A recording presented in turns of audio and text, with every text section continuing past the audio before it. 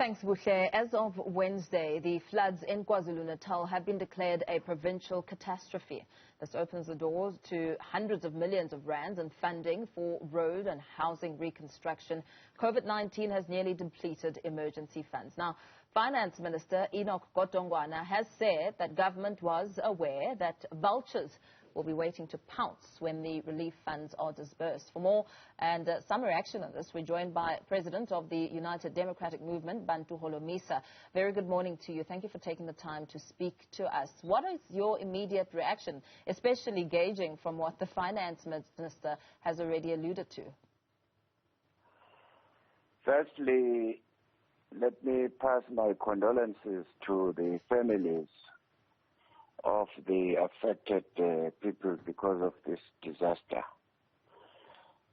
Secondly, the truth of the matter is that more people who are poor have been affected by these floods because they don't have land to build their informal settlements or even formal ones.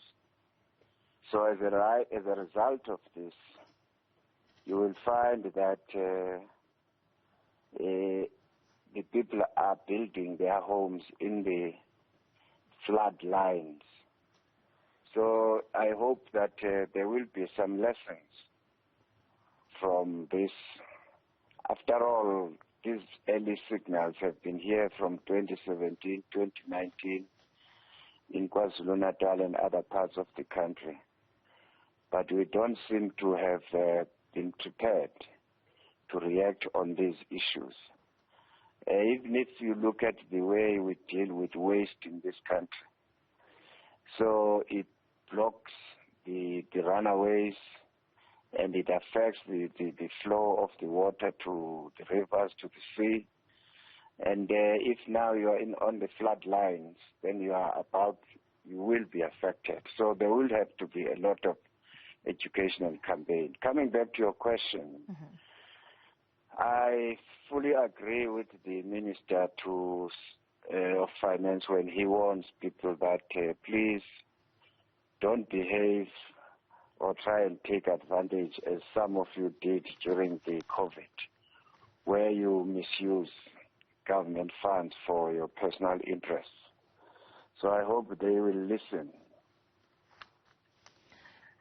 And within that hope, just listening to the panel of ministers that were speaking yesterday, announcing the funds and the format in which they will be disposed, when speaking to Water and Sanitation Minister Senzo Mkhunu, talking about a war room that will be established to do the groundwork and assess the extent of damage and who will get what. Are you confident, looking at the plan and the preparedness in orchestrating the logistics? I don't think these ministers know what they are doing. I think they think that they are on a parade here, just exposing their little knowledge. Firstly, the accounting officers are directors general and chief directors. These are the people who should be leading, not politicians. And those people will make sure that, firstly, the PFMFA regulations are adhered to, and secondly, there has to be a proper quantification of the work to be done.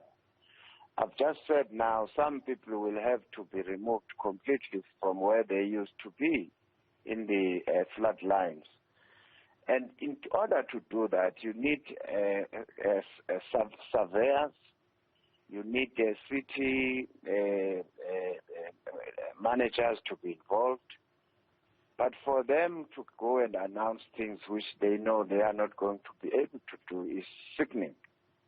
I hope that we can, hopefully President Cyril Ramaphosa can call them to order and say, where is the plan? In the meantime, the same accounting officers should provide temporal arrangements.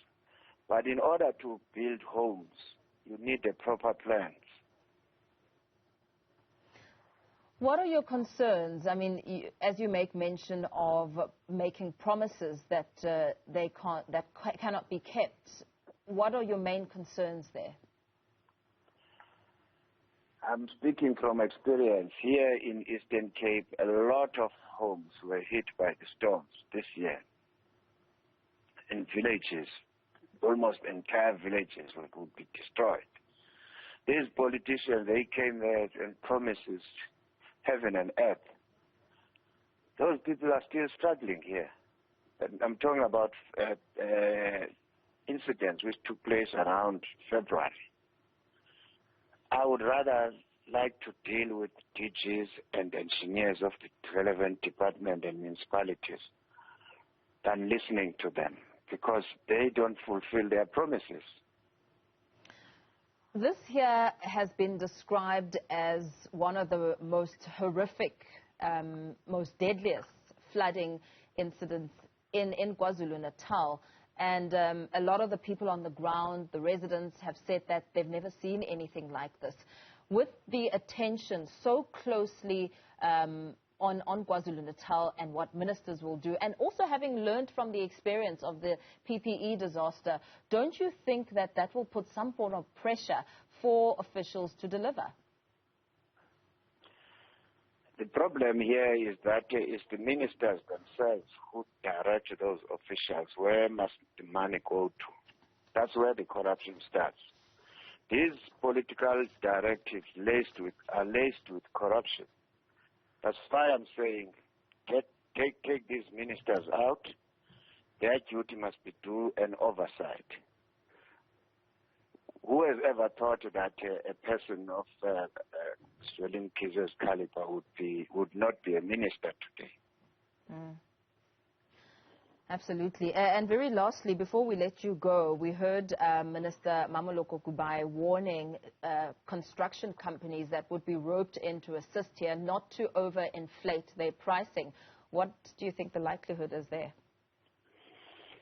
It's a valid advice, but she has no clue how to monitor such a thing.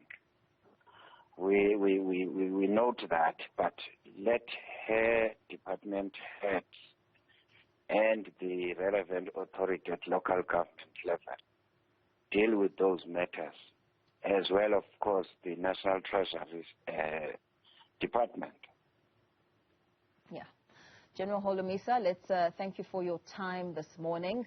President of the United Democratic Movement, Bantu Holomisa, speaking to us, perhaps reacting to the funds that have been unlocked as KZN floods have been declared a provincial disaster. Now, the devastating